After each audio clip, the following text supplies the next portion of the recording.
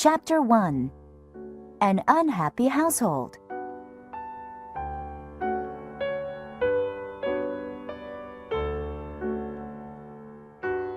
Happy families are all alike, but unhappy families are unhappy in their own unique ways. The Oblonsky household was one such unhappy family. Dolly, the wife, had found out 3 days ago that her husband was having an affair with the French tutor.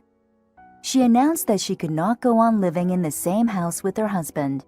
She had stayed in her room, and her husband, Prince Stepan Oblonsky, had stayed away from home during the day. Their 5 children ran wild around the house. The cook quit, and the other servants were thinking of doing the same. On the 3rd morning after the quarrel, Prince Oblonsky, who was called Stiva by his friends, woke up on the leather couch in his study. He had just had a wonderful dream, and he was smiling as he reached up for his robe. Suddenly, he realized that he was in his study, and his robe was in his wife's bedroom. The smile on his face vanished. It's all my fault, Stiva thought. Dolly will never forgive me. What have I done? But the real tragedy is that I cannot really be blamed. Stiva remembered how he had come home from the theater 3 nights ago. He had found his wife in their upstairs bedroom with a letter from the French tutor in her hand. The memory of the look of pain on his wife's face and the tears in her eyes still stabbed his heart. The affair with the French tutor was not the first for Stiva. He was 34 years old and was quite handsome and charming. Women younger than his wife were constantly attracted to him. The biggest problem was that he was no longer in love with his wife. She was a good wife and mother, but she was no longer a beautiful young woman.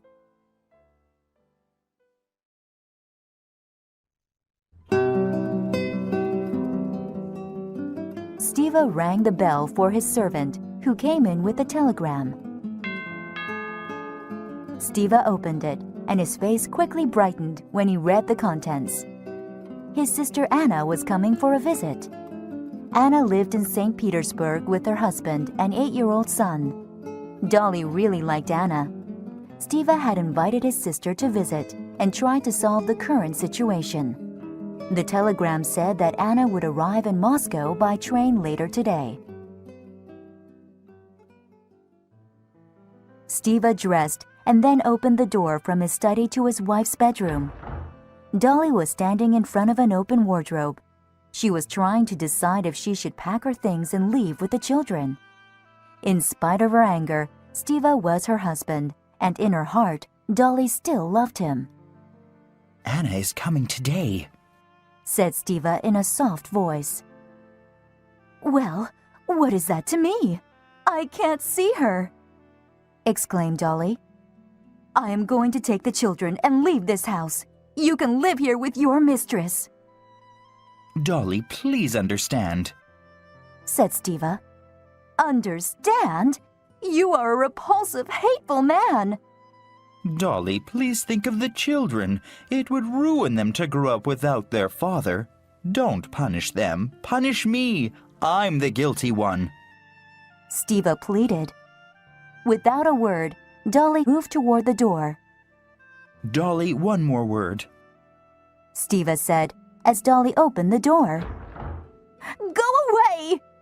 Screamed Dolly, and she slammed the door closed behind her. Sadly, Stiva went downstairs and told his servant to prepare a room for Anna. Then he left for his office at one of Moscow's courthouses. As a student, Stiva was intelligent, but he had been lazy and mischievous. However, most of the rich and powerful in Russia knew his father, and these connections helped him get a high-paying job in the government. Stiva was not a man who had great ambitions, and he did not work hard. He relied on his charming manners and quick wits to make people happy.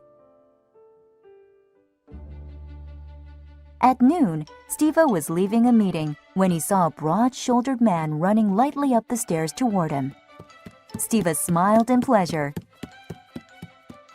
Levin, what a pleasant surprise. What are you doing in Moscow? Said Stiva. I must ask you something. said Levin. Suddenly, he seemed to be shy.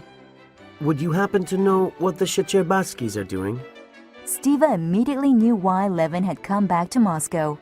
It was no secret to him that Levin was in love with Princess Kitty Shcherbatsky, Dolly's younger sister. The Shcherbakskys are having a dinner party tonight at 8 o'clock. Replied Stiva with a smile. I will send over a servant to announce your arrival in Moscow. Of course, you will be invited. Kitty will be there. In the meantime, let's go get lunch.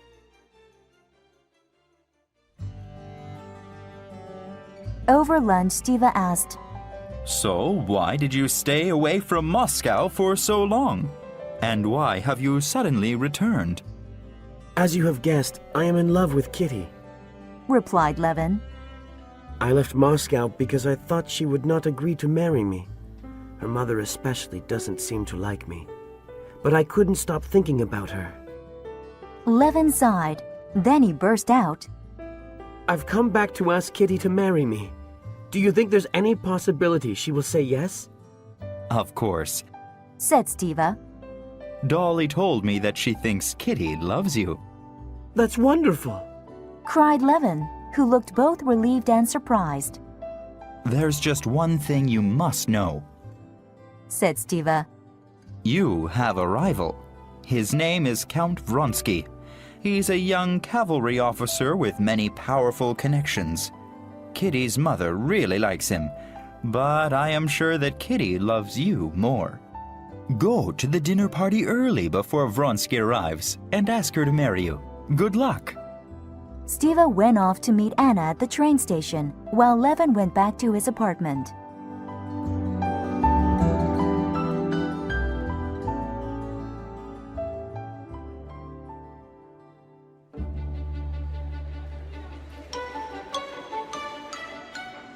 Chapter 2.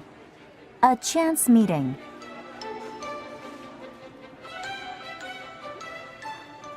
At the train station, Oblonsky met Count Vronsky while waiting for the train from St. Petersburg. Who are you meeting? Asked Vronsky. I've come to meet a pretty woman. Replied Stiva. My sister, Anna. Oh, Karenina's wife. Said Vronsky. Yes, so you know her. No, not really. I don't remember. Said Vronsky. The name Karenina gave him the impression of someone very official and boring. But you must know my respected brother-in-law. He's a high government official. Said Stiva. Yes. Replied Vronsky. I know him by reputation and by sight. I know that he's quite clever and religious.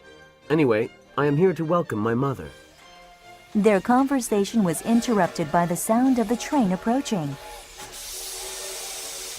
When it came to a stop, a young guard jumped off near Vronsky.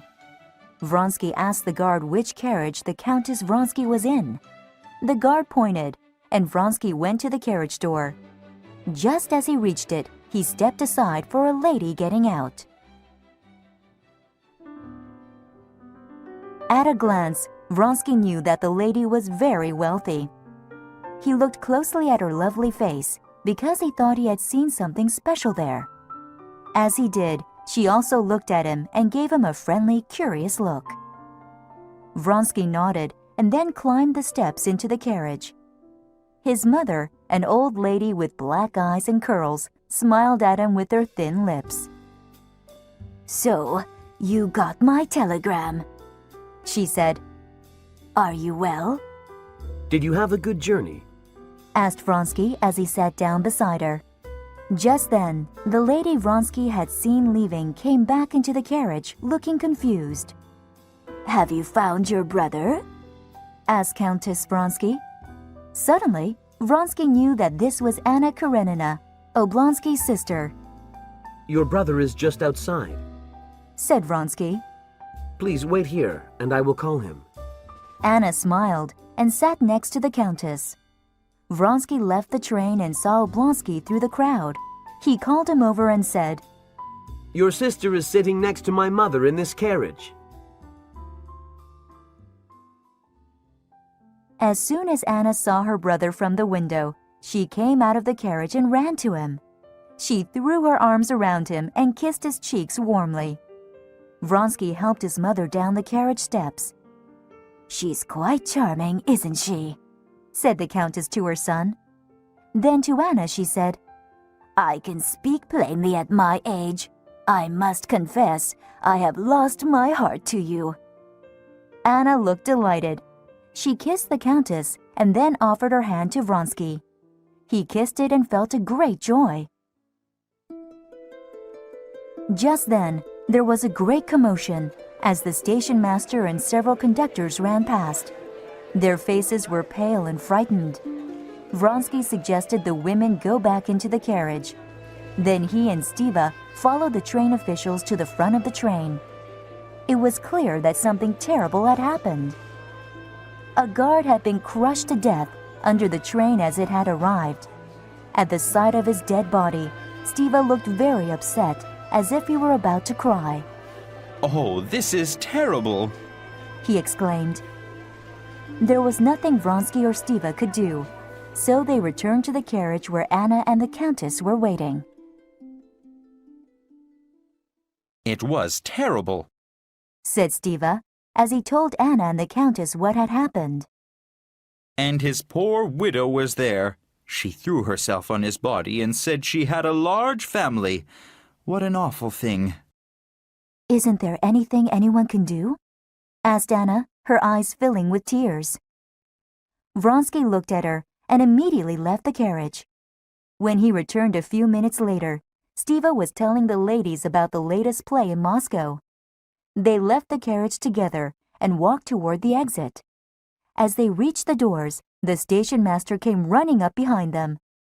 Addressing Count Vronsky, he said, "You gave my assistant a large sum of money, sir. What did you want us to do with it?" Well, it's for the widow and her children, of course. replied Vronsky. "You gave money? Asked Stiva. Very kind, very kind." Each couple took a separate carriage from the station to their respective houses. On the carriage ride home, Anna asked, "Have you known Vronsky long?"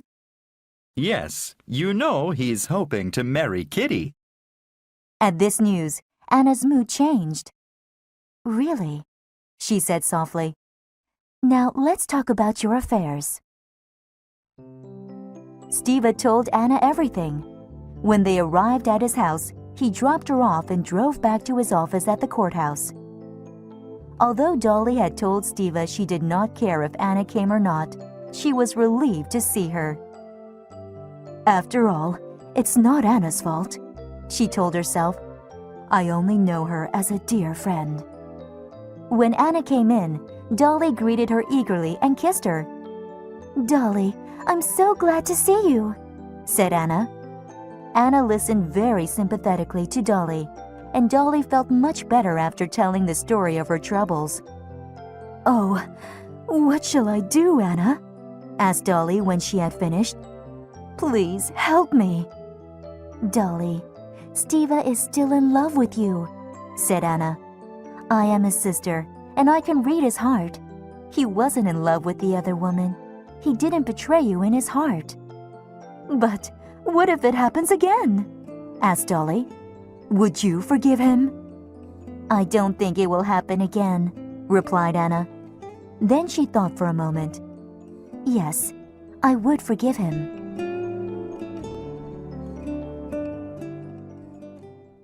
In the end, Anna persuaded Dolly to forgive Stiva. Just after Dolly agreed to forgive her husband, Kitty arrived.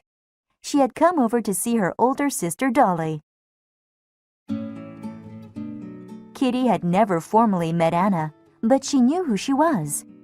Kitty hoped this fashionable woman from St. Petersburg would not think she was a silly young girl. Anna did like Kitty, and they both got along well. All three of them chatted for about an hour. Before Kitty left, she told Anna, "Oh, you must come to the grand ball next week. Many important and fashionable people will be there." "And your Count Vronsky?" asked Anna. Kitty blushed. "I had the pleasure of meeting him at the train station today," said Anna. "He seems to be a very handsome and generous man. I think I will stay for the grand ball next week." Kitty left, and Dolly told the servants to prepare dinner. That night, Dolly, Stiva, Anna, and all the children had dinner together. Dolly also called her husband Stiva, which she had not done for 3 days. This pleased Stiva very much, and he was grateful to Anna. Across town, the Shchebarsky's butler announced Levin's arrival at 7:30. When Kitty heard this, she felt excited but was also afraid. She knew why he had come early. Levin entered the hall and found Kitty standing there alone. He looked at her with excitement, but he was also shy. "My dear Levin, I heard you had returned to Moscow," exclaimed Kitty. "How long will you stay this time?" Well, that depends on you. he said. I mean, what you should understand is, I came to be my wife. Kitty felt overjoyed, which surprised her. She was very fond of Levin, whom she had known since childhood. However, she thought of Levin more like a brother than a possible husband. She did not expect to feel such strong emotions at his marriage proposal. But then she remembered Vronsky, and she looked at Levin steadily. "No, it cannot be," she said softly. "Forgive me." Levin stood still for a moment. Then he said with a broken heart, No, of course you can't. I understand. Levin was about to leave when a handsome man in a uniform came in. Levin watched Kitty greet Vronsky. Her eyes and face were bright as she looked at him. He could see that Kitty truly loved Vronsky.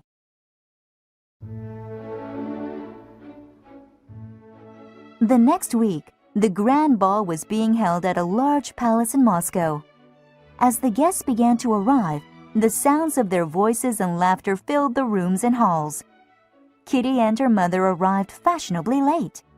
Kitty was the perfect image of beauty in her black dress. Many people looked at her admiringly as she walked up the steps with her mother to the grand ballroom. At once, Kitty saw that the most important people at the ball were talking together in one corner of the room. Stiva was there with Dolly. Anna, in a beautiful black velvet dress, was also there. She did not look like a woman who had an 8-year-old son. He was also there, Kitty's love, Count Vronsky. Kitty's heart beat a little faster at the sight of the uniformed Count. As Kitty joined the group, Anna smiled at her and complimented her dress and beautiful appearance. Count Vronsky asked Kitty to dance. While they danced, they did not talk about anything important, but Kitty was not worried. She was sure that he would ask her to dance the most important dance of the evening, the mazurka. Kitty was sure that Count Vronsky would propose marriage to her at that time.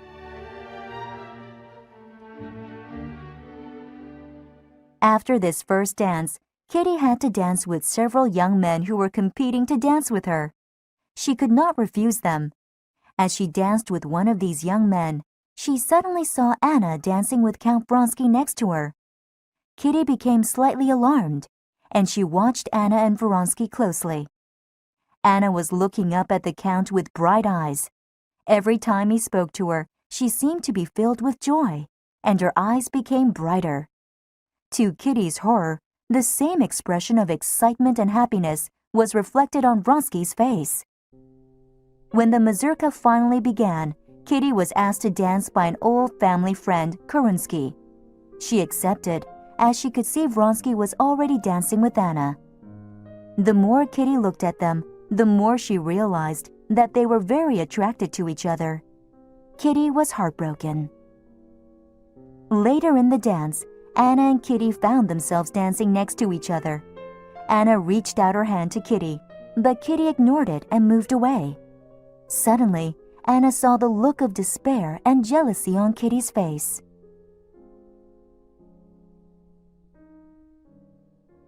After the dance, Anna told Vronsky she would not stay for dinner. "Thank you for the wonderful time," she said. "Now I must go home and prepare for my journey back home tomorrow." So you really are leaving tomorrow? asked Vronsky. Yes, I must, replied Anna. Her eyes shone and her smile warmed Vronsky's heart. Early the next morning, Anna sent a telegram to her husband, telling him she would leave today for St. Petersburg on the overnight train. I must go, she told Dolly, and I must confess the reason for my sudden departure. I have ruined it for Kitty and Vronsky. She's jealous of me, and I made the ball last night torture for her. But it's really not my fault, or at least just a little bit. You sound like my Stiva, exclaimed Dolly. But remember, Anna, I'll always love you as my dearest friend. I won't forget what you did for me. That night, as Anna rode on the train home, she felt relieved and happy to be going home. Soon I will see my son Serioza and my husband, she said to herself. Then my simple life will continue as before.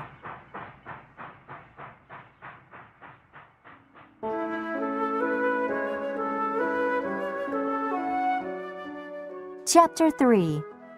Romance in St. Petersburg.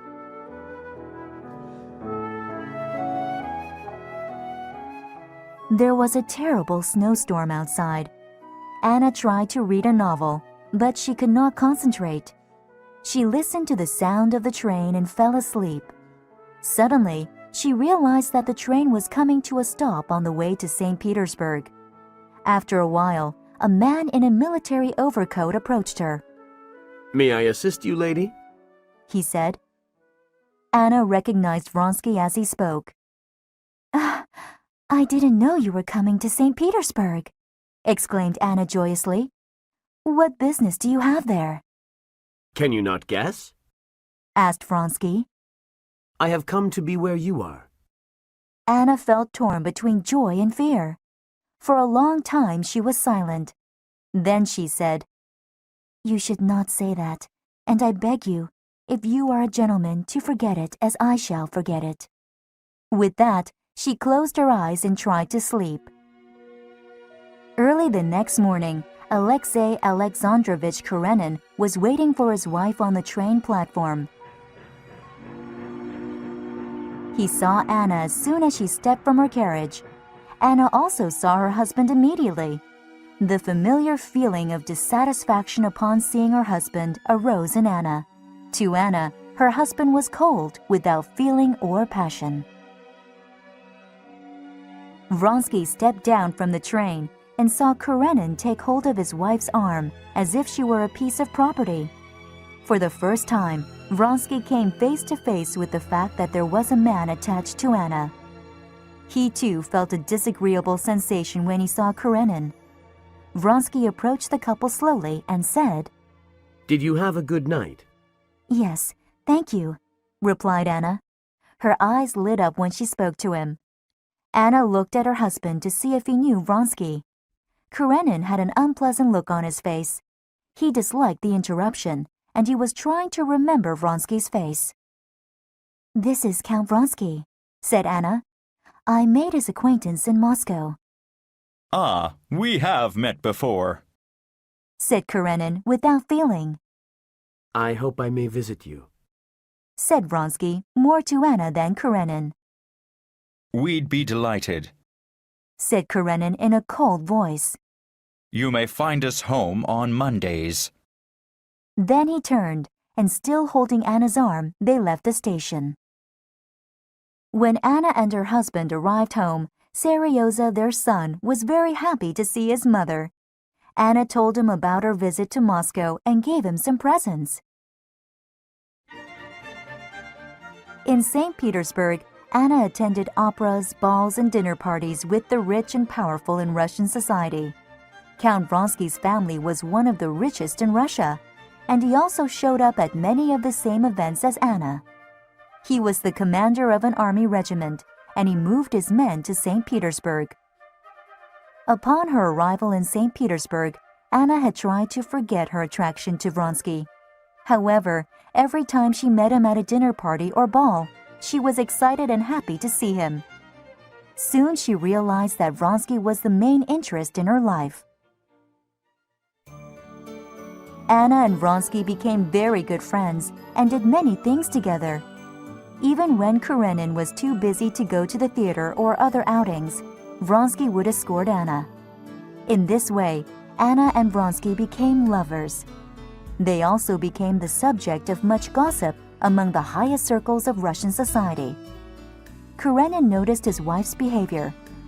He was very worried about what other people might think of him. However, he was not a bold man, so he decided the best way for him to deal with the situation was to ignore it.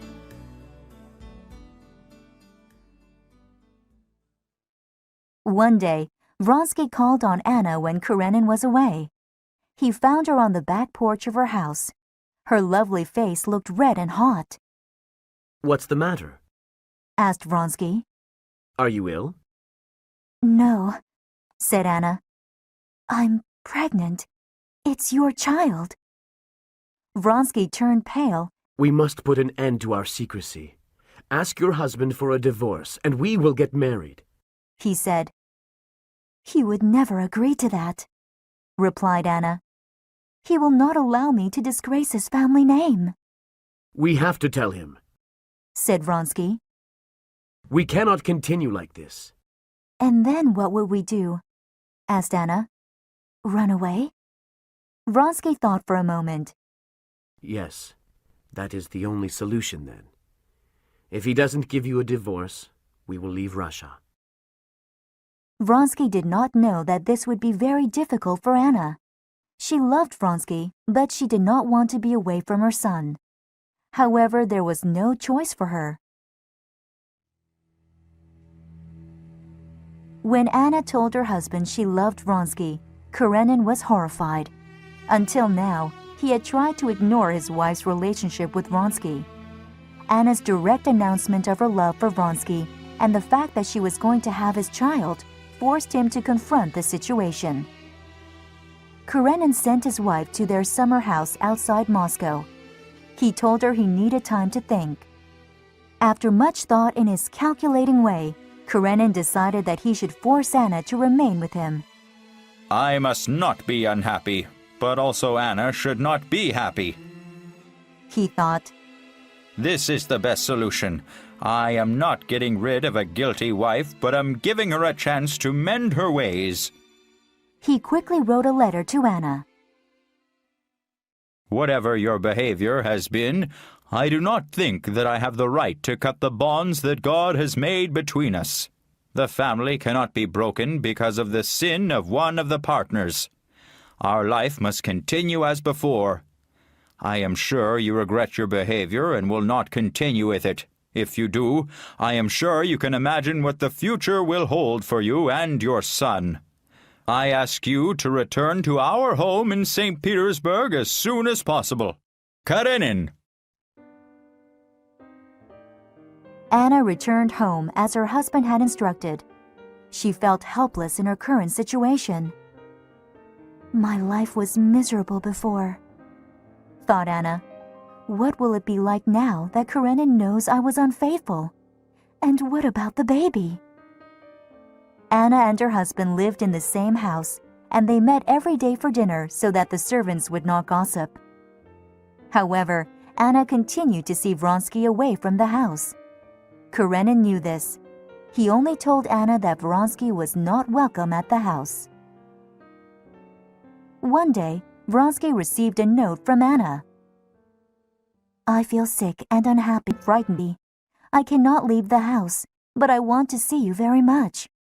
Come by before 10. My husband will be busy in a meeting until then. Vronsky was tired, so he lay down to take a nap. He had a strange dream about a dirty old peasant who was bending over and talking to himself in French. This dream frightened Vronsky, but when he woke up, he thought that he was being very silly. Then he looked at his watch and saw that it was 8 o'clock. He would have to hurry to meet Anna before her husband came back home. When Vronsky knocked on Anna's front door, the servant opened it and gave him a surprised look. Then it was Vronsky to be surprised as Karenin appeared.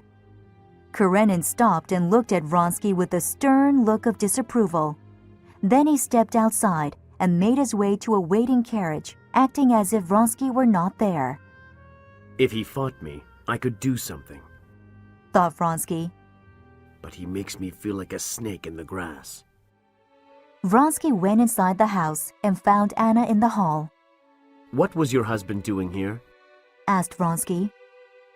He was away, but he came back for something unexpectedly, said Anna. I'm sorry you met each other, Tell me about this illness. said Vronsky. Is it because you are expecting our child soon? Anna smiled in a gentle way. Soon, our problems will be over. We shall all be at peace, What do you mean? asked Vronsky. I will die in childbirth, said. I know it. Last night, I dreamed that there was a dirty old peasant who was bending over.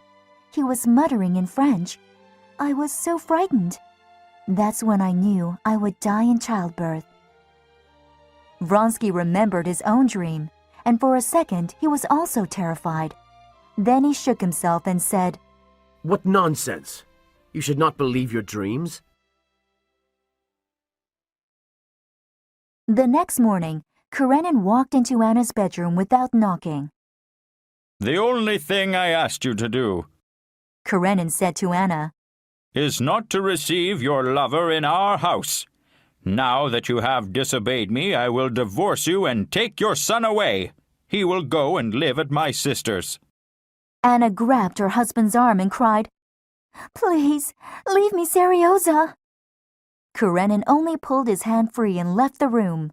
He went to Moscow on business for 3 days.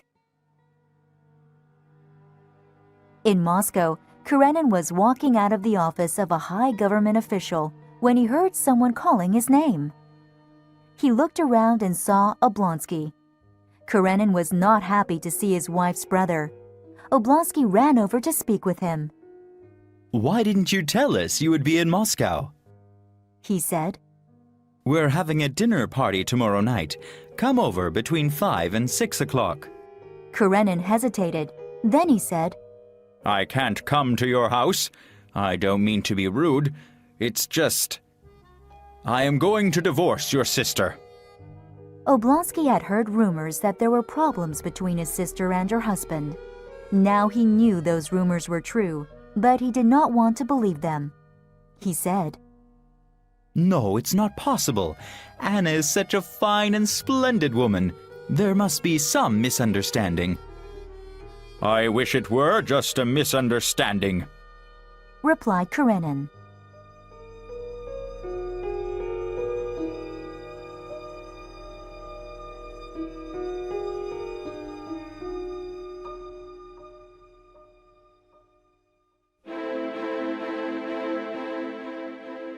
Chapter 4.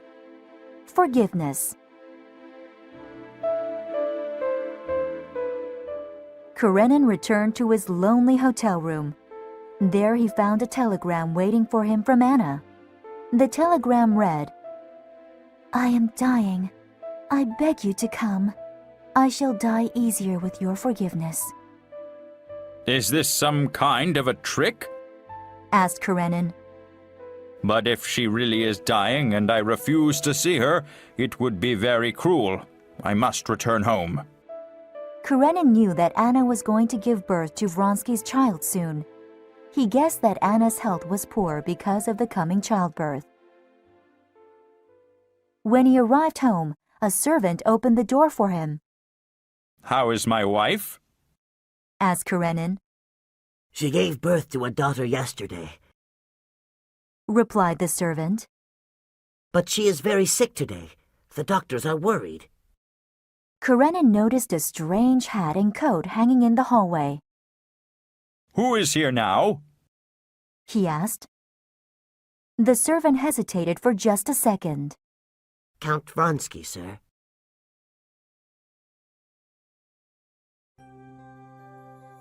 Karenin went upstairs and found Vronsky sitting outside his wife's bedroom. Vronsky had his face buried in his hands. He looked up at the sound of Karenin's approach. She is dying. he said. The doctors say there is no hope. Let me stay here. Karenin turned away without speaking. He went into Anna's room. She lay on her side, facing the door with shining eyes. "Come here, Alexei," she said. "I do not have much time. The fever will come back, and I will die soon." Karenin knelt down beside Anna's bed. He took her warm hand in his own and put his other hand on her forehead. He could feel the fever burning like a furnace under her pale white skin. "Stay a little, Alexei," said Anna. "There is something I must tell you. There is another woman inside of me. I am afraid of her. She is the one who fell in love with that man. I'm not that woman. I am my true self now. I'm dying. I know I am. There is only one thing that I want. Forgive me. Please forgive me completely." A warm feeling of love, compassion, and forgiveness filled Karenin. He laid his head on Anna's chest, which burned like fire through her shirt, and he cried. Anna saw Vronsky standing at the door. "Why doesn't he come in?" she said. Come in. Alexei, give him your hand." Vronsky came in and stood by Anna's bed. "Give him your hand," said Anna to her husband. "Forgive him."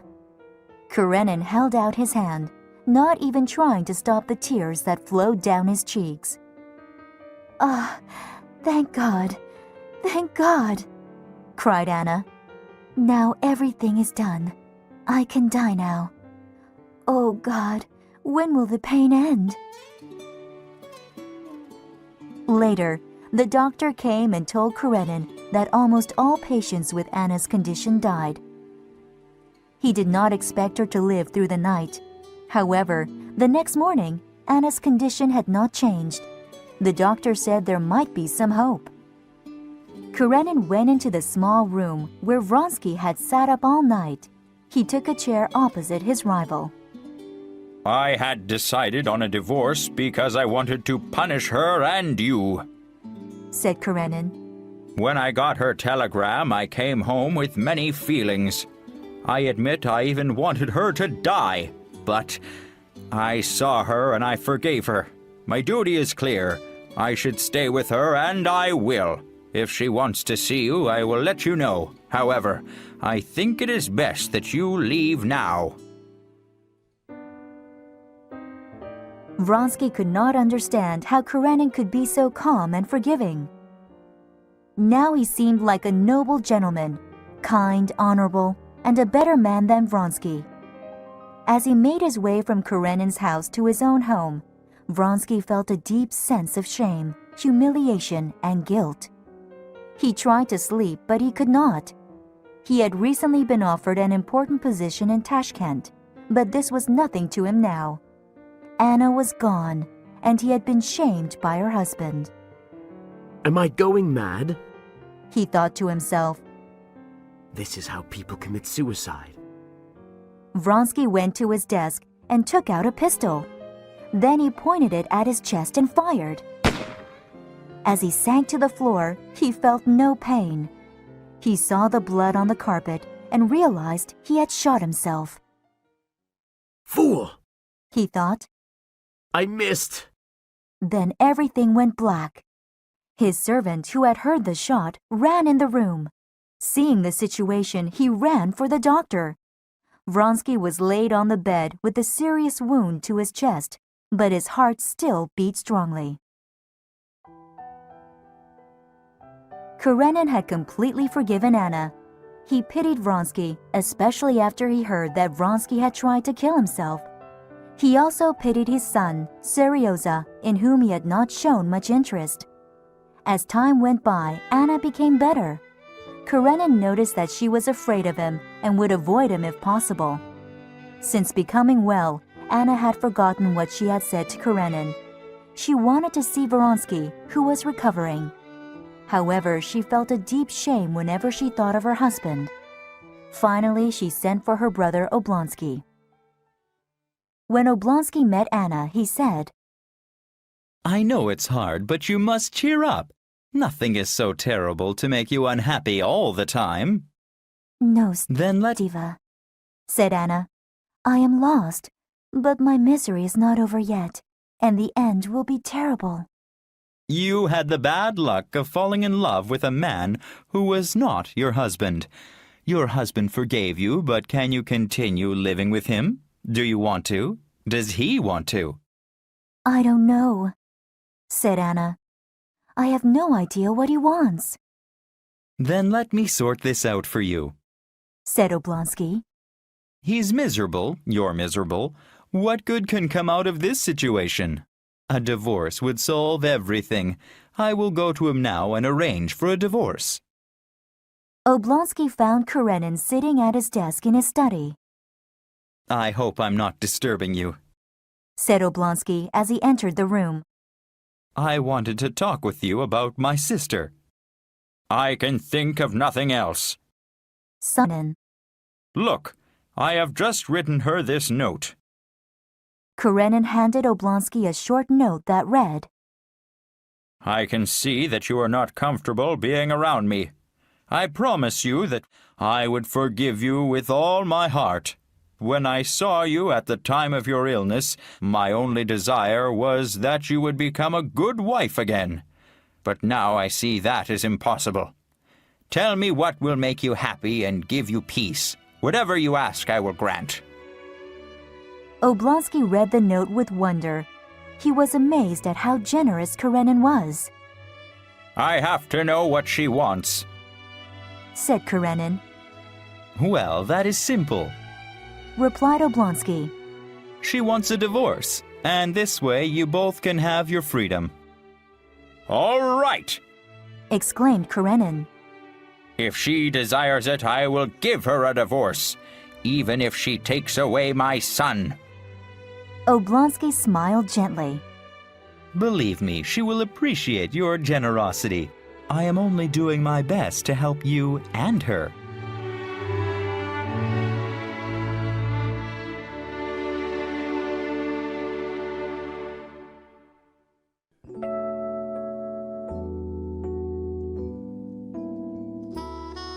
Chapter 5. Escape.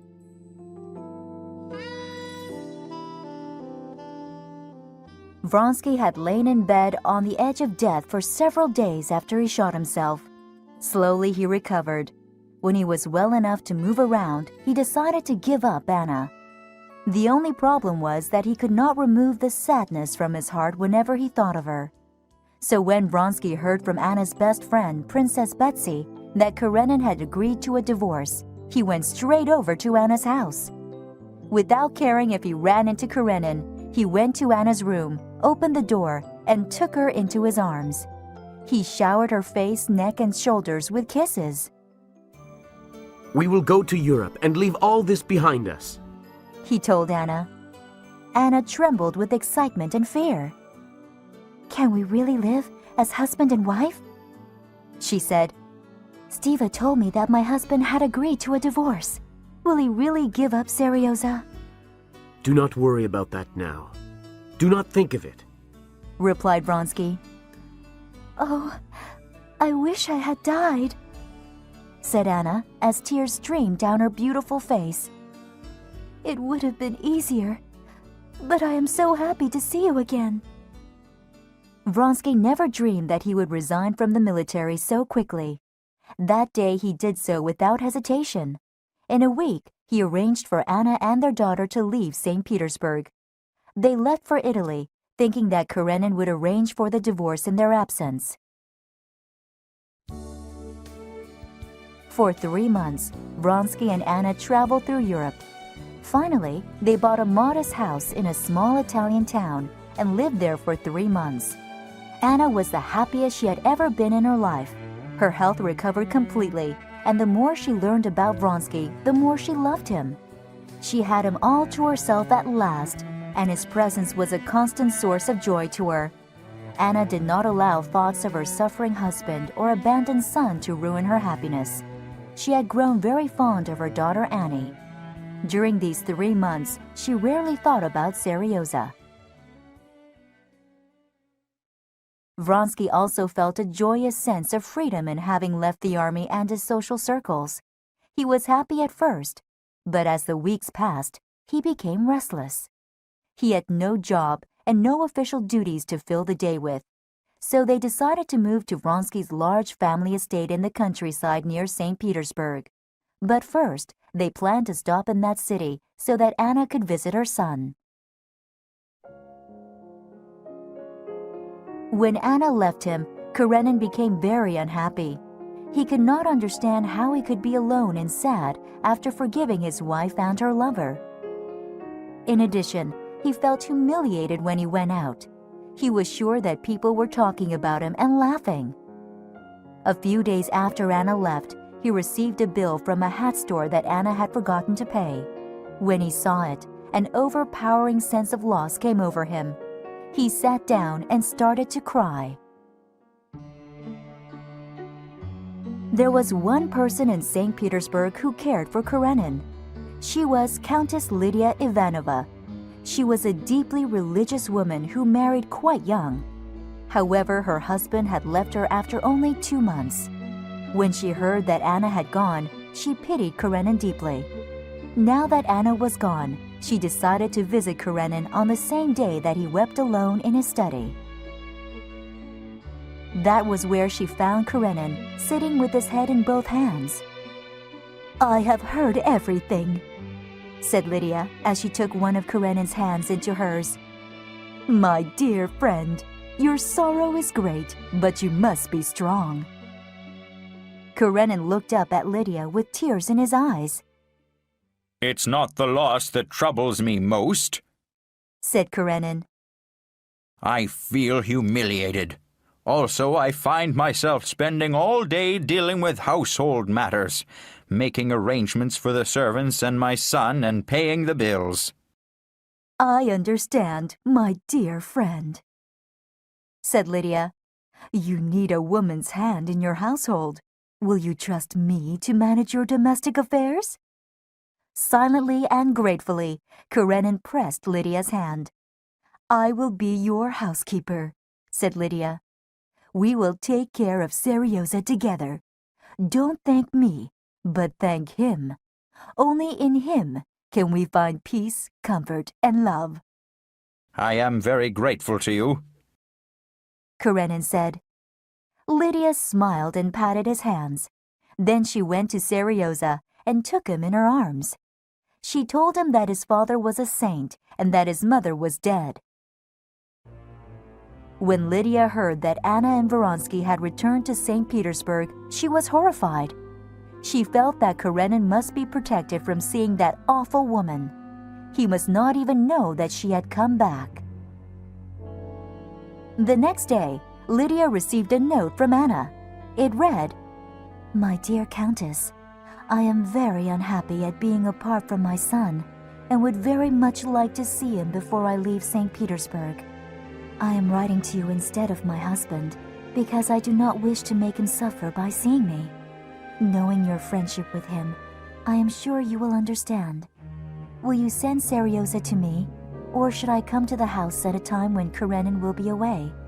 I am very grateful for your help. Anna." Lydia was very annoyed by Anna's note.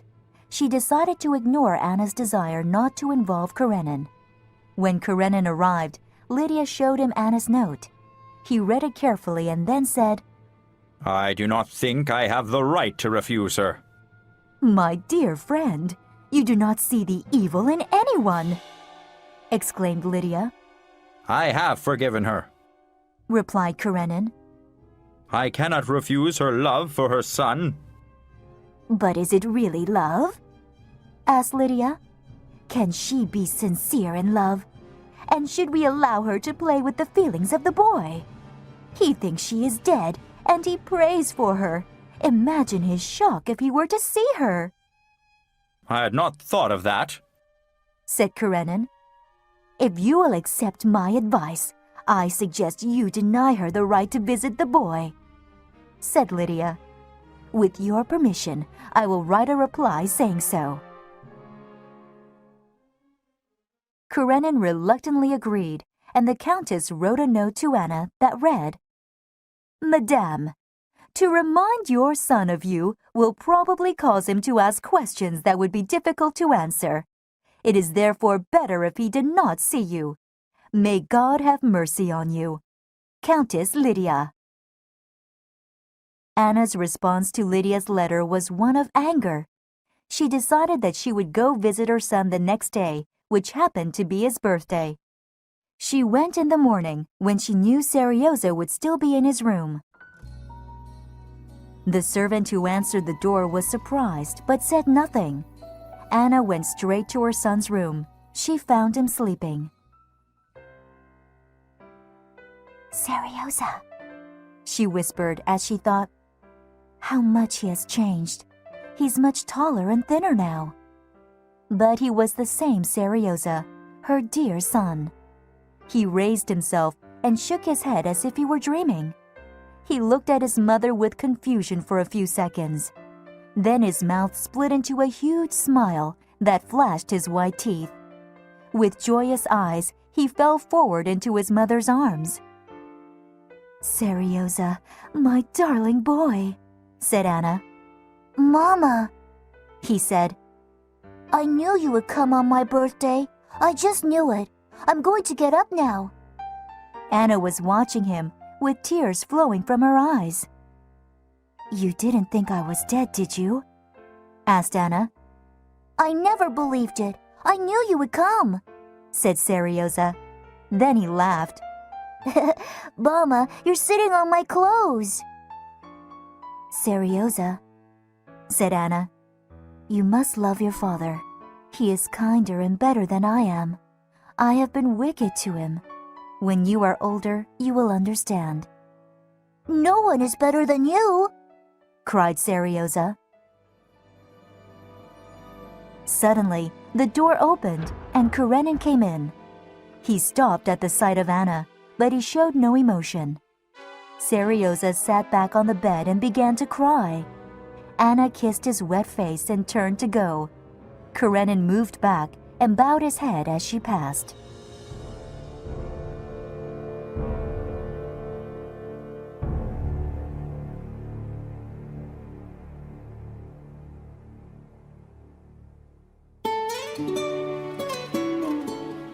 Chapter 6.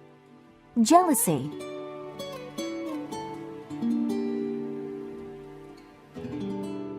Once back in her hotel room from Karenin's house, Anna cried uncontrollably. "Why isn't Vronsky here in my time of need?" thought Anna. Desperately, she imagined that he had left her too. "I am all alone in the world," she cried. Quickly, she sent a message to Vronsky asking him to come at once through a hotel servant. A little while later, the servant delivered a reply which said he would come back soon with a friend, Prince Yashvin. A strange idea grew in Anna's head.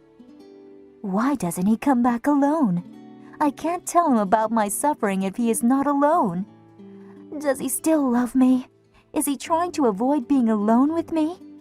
If he doesn't love me anymore, he should tell me. However, when Vronsky and Yashvin arrived, Anna was very charming.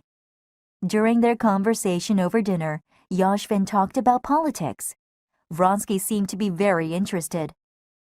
Anna got the impression that Vronsky wanted to move to Moscow to run for government office. After Yashvin left, Anna said, "It will be nice to live on your family's estate in the countryside." Vronsky hesitated and seemed a little guilty. Actually, my mother is currently staying there. He replied. It would not be proper for us to live there while she is there. Besides, we should wait for the divorce. Anna felt lost. In the next few days, Vronsky would go out to dinner parties or to the opera without her. She could not go because she would be the subject of much gossip. However, Vronsky needed to go there to make important connections. he had decided to become a politician. During this time, Anna became jealous. She imagined Vronsky meeting many young and beautiful women at these social events. She was afraid he might fall in love with another woman.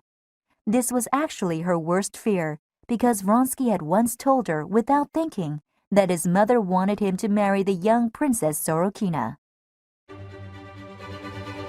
One evening, Anna became tired of staying at home by herself and went to an opera. During the performance, a member of the royal family who was sitting next to her said hello. Anna had known him for a long time. Suddenly, his wife stood up and said she would not be seen with such a wicked woman as Anna. The wife left abruptly, and her husband followed. All he could do was nod to Anna in pity. Most of the audience in the opera house saw this incident. Anna was extremely humiliated. She stayed as long as she could, frozen in her seat. After a few minutes, she went back to her hotel room and cried. Anna was waiting for Vronsky to return from a dinner party. They had argued the day before, and Vronsky had been away from home the entire day. Anna was feeling miserable and lonely, and she decided to forgive him everything so that they could be friends again. When Vronsky came in, she said, "Well, did you have a good time?"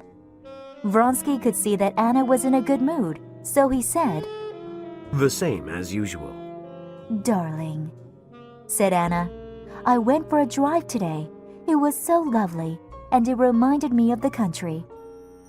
Your mother has moved to her country house by Moscow, so your estate is empty. We can wait for the divorce in the country," Yes, I agree. said Vronsky. When do you think we should go? "How about the day after tomorrow?" suggested Anna, Yes. Oh, actually, no. said Vronsky. The day after tomorrow is Sunday, and I must visit my mother. He felt a little embarrassed because Anna was looking at him suspiciously. "You could go there tomorrow," Anna said.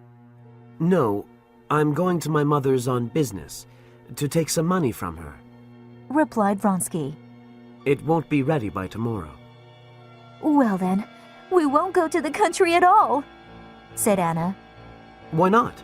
Asked Vronsky in surprise. We can go there in a few days. "No," said Anna. "If you loved me, you would want to go immediately. And if you don't love me anymore, it would be better and more honest to say so," Wait, he said. I don't understand. I said we must postpone our departure for a few days, and you accuse me of not loving you anymore. Without looking at him, Anna pulled her hand away from him and left the room. "He hates me, that is clear," thought Anna. "He is in love with another woman." Thinking back to her illness during childbirth, Anna thought it would have been much better if she had died then. "If I die, then all the shame and disgrace I have brought on my husband and Seryoza will be wiped out," thought Anna. "And if I die, he too will be sorry." The next morning, as Anna and Vronsky were having breakfast, a telegram arrived for him. He read it and seemed to be hiding it from Anna. She asked who it was from. It's from Stiva. He said. "Why don't you show it to me?" asked Anna. All right. Said Vronsky reluctantly. Read it yourself. The telegram read, Have seen Karenin, but little hope of divorce. Anna said, "There was no need to hide this from me. A divorce doesn't interest me. Why does it interest you?" Vronsky felt frustrated. Because I like things to be definite. He said, And I think the reason you get upset so easily is because your position is uncertain. "My position is certain," replied Anna. "I am completely in your power. It's your position that is not sure." Anna, if you think I want to be free... Vronsky started to say. Anna interrupted him. "I really do not care what your mother thinks and whom she wants you to marry."